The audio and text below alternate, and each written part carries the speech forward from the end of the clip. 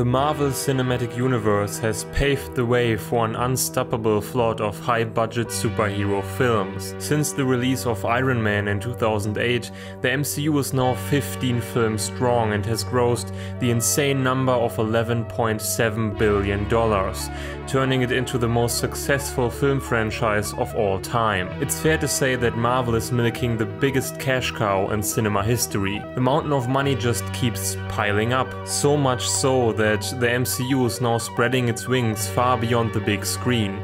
Television networks and online streaming platforms are producing superhero content at the same rate as their movie counterparts. While the MCU represents the dominant force of the superhero age, its tremendous winning streak has kindled the ambition of other players. Fox, owning the rights to quite a number of iconic Marvel characters like the X-Men, Deadpool and Fantastic Four, is desperately trying to catch up with the success of the MCU. Given the total train wrecks that were Fan 4 and The Amazing Spider-Man, they are a long way from mimicking the MCU's steadfast quality standard. Every once in a while, Fox manages to push the right buttons, resulting in well-received exceptions in the vein of Deadpool and Logan. Same can be said about Marvel's arch-rival, who's currently building its own superhero conglomerate with the mixed bag that is the DC Cinematic Universe. In a more than clumsy and rushed attempt to replicate the MCU's crown jewel in the form of Avengers, DC's shared universe has spawned one great,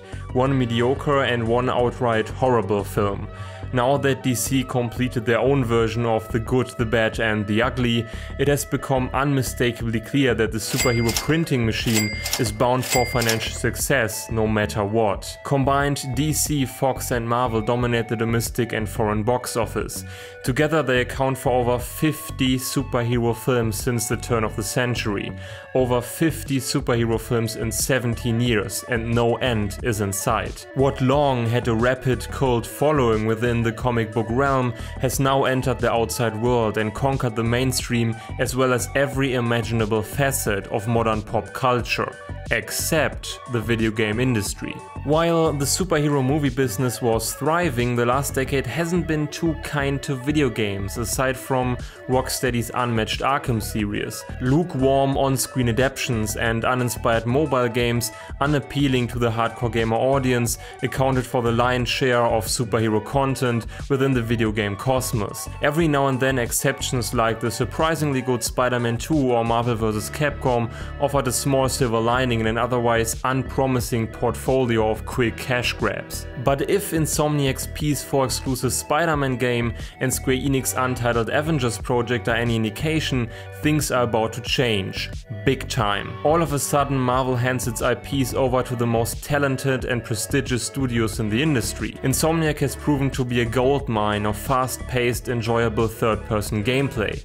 Given the praise for Sunset Overdrive and last year's Ratchet & Clank remake, they seem like the perfect fit for the desperately awaited open-world Spider-Man title. Crystal Dynamics and Eidos-Montreal don't have anything to prove either, in light of fantastic games like Rise of the Tomb Raider. Everything points to the fact that Marvel finally means business by applying their highly effective MCU recipe to the one area of pop culture still untouched. If you are a die-hard adherent of superhero comics and movies, the most recent developments must be a dream scenario for you. Nowadays, superhero fans are like kids in a candy store. As you may have guessed, this incredibly sophisticated analogy is meant to highlight the current abundance of superheroes in modern entertainment culture. You always dreamt of seeing your favorite superhero in a big-budget movie or television series? Well, now is the time. Right now, superhero fans are experiencing the heyday of superhero fiction. But, as always, one group's golden age entails another group's dark age. People like me, people who have very limited interest in the superhero cosmos, naturally have a different perspective on the current superhero boom. It's not like I'm begrudging everyone who enjoys watching superhero movies. If you are having a good time with all the Marvel and DC movies, I'm happy for you. Seriously. However, this doesn't keep me from criticizing and presenting my side of things. It should go without saying that someone who isn't particularly hooked on superhero stories can't help but be more than a little bit annoyed and frustrated by the excessive presence of the superhero genre. That is not to say that I have no emotional attachment to the superhero cosmos whatsoever. Far from it. I have fond memories of the first two Sam Raimi Spider-Man films. Both films belong to my earliest cinema visits. Spider-Man 2 in particular probably was one of the best movie experiences I ever had. During vacation, my father and I found a flyer for a screening of Spider-Man 2 in an old, run-down barn in the middle of nowhere. The atmosphere was fantastic. About 100 people were cheering and clapping throughout the movie. You know, it was just a very energetic and light-hearted atmosphere, and Spider-Man 2 was the perfect film for that. Nolan's Dark Knight trilogy is near and dear to my heart, and despite the somewhat disappointing third movie, Batman Begins and The Dark Knight remain among my personal all-time favorite list. Last but not least, there is my admiration for Rocksteady's exploration of Batman, which certainly belongs to the most influential game series of the last decade. So, you see, Spider-Man and Batman left their mark on me.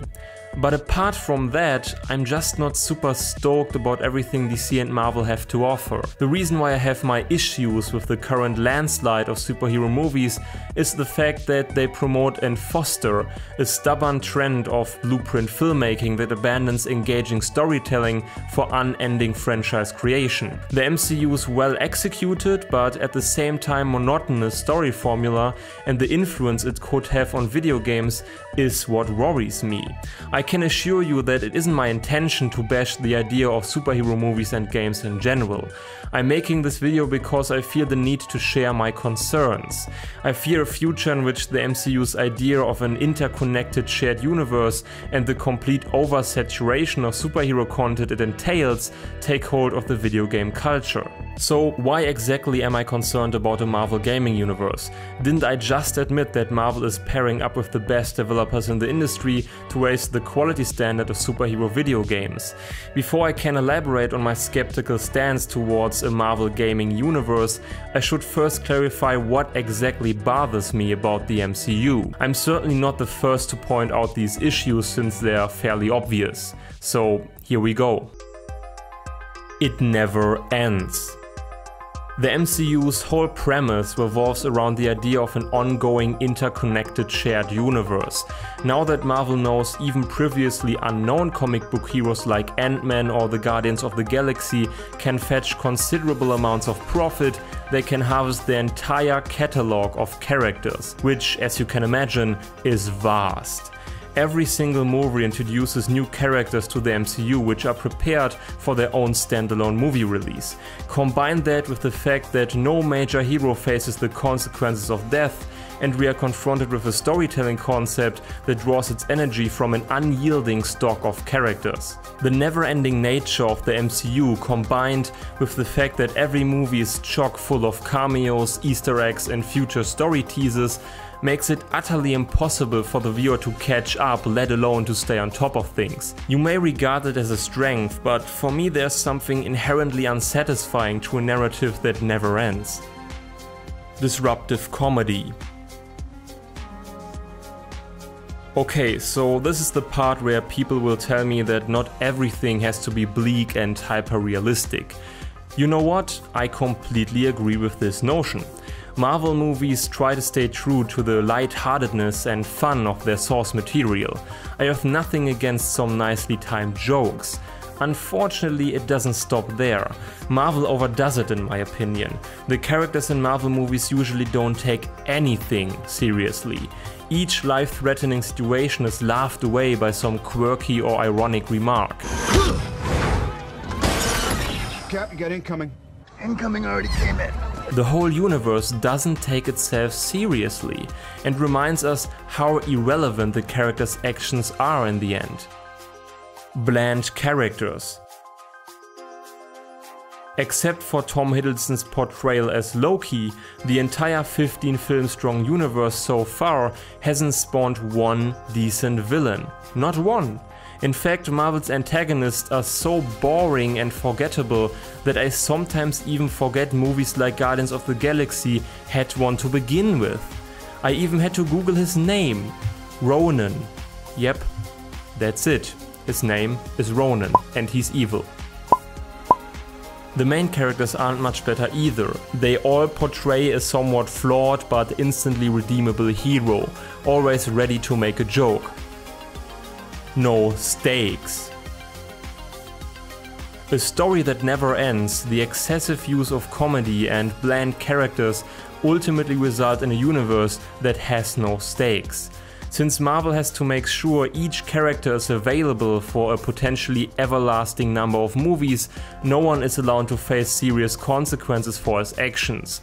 Characters simply don't die in the MCU. If they do, they are unimportant side characters no one cares about anyway. I don't know why Marvel still bothers to convince us that important characters could die.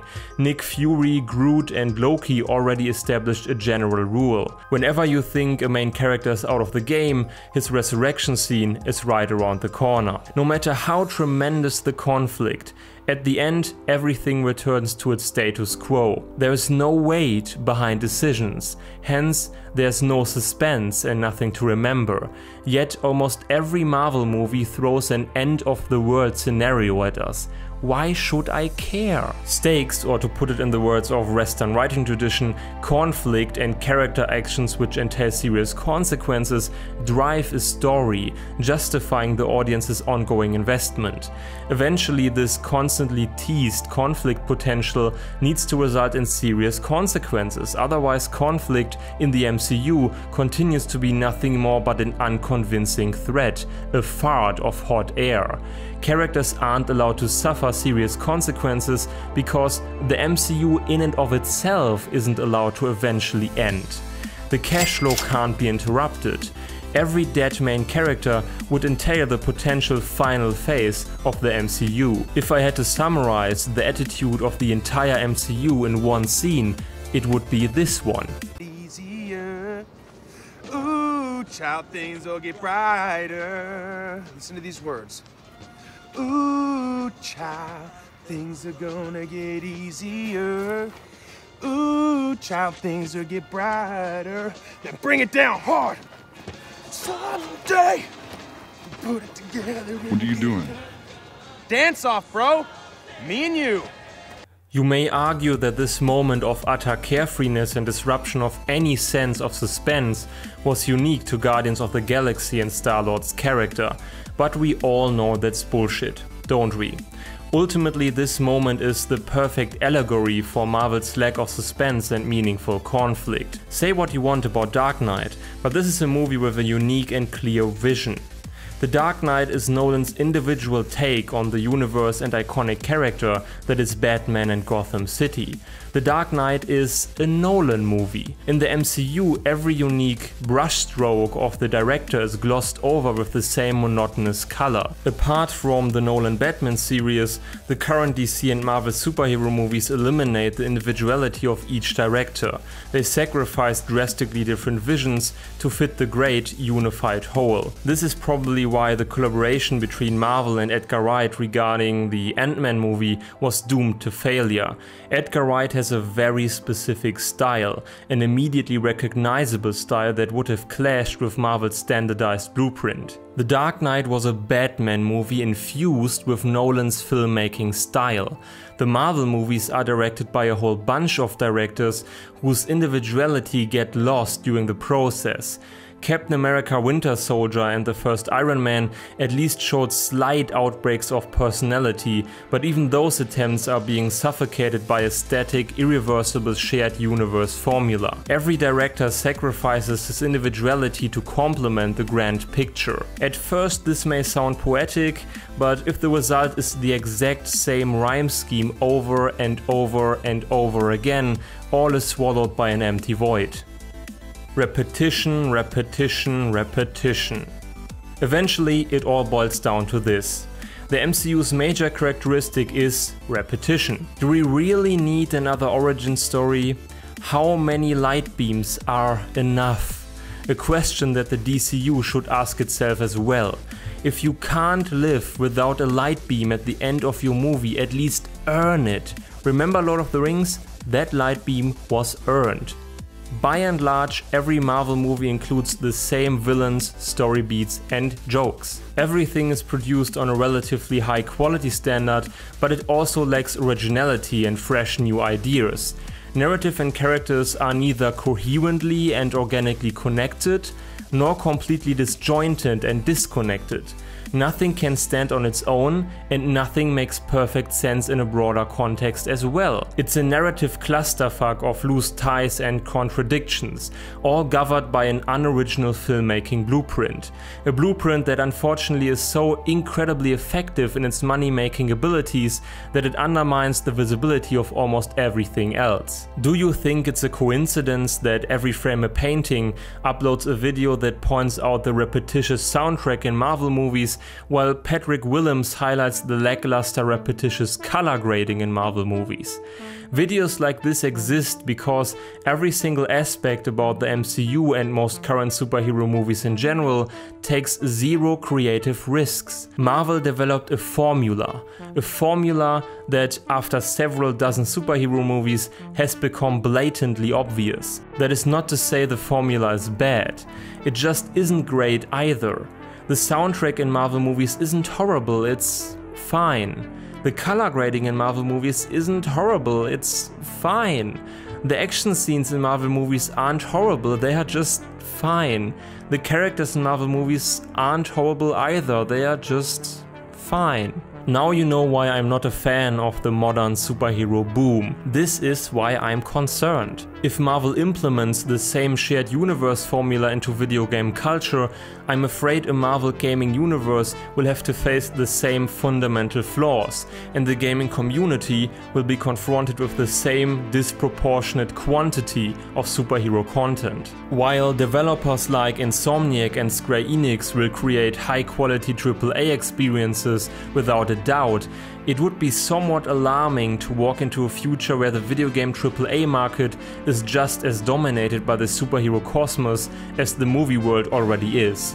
For every developer who develops a superhero game, we lose the potential creation of new IPs unique to video games. Not only that, given that Marvel applies its cinematic universe concept to the video game cosmos, could entail that Insomniac will develop Spider-Man games for the next decade, to fulfill Marvel's steadfast franchise creation. Infamous, for instance, fits all the aspects of a typical superhero narrative, and features a gameplay approach that surrounds your power superiority as a player. Infamous, however, is a unique new story developed and emerged within our video game culture. Marvel's strong involvement could confront video games with the same franchise insanity and superhero narrative overdose movies already struggle with.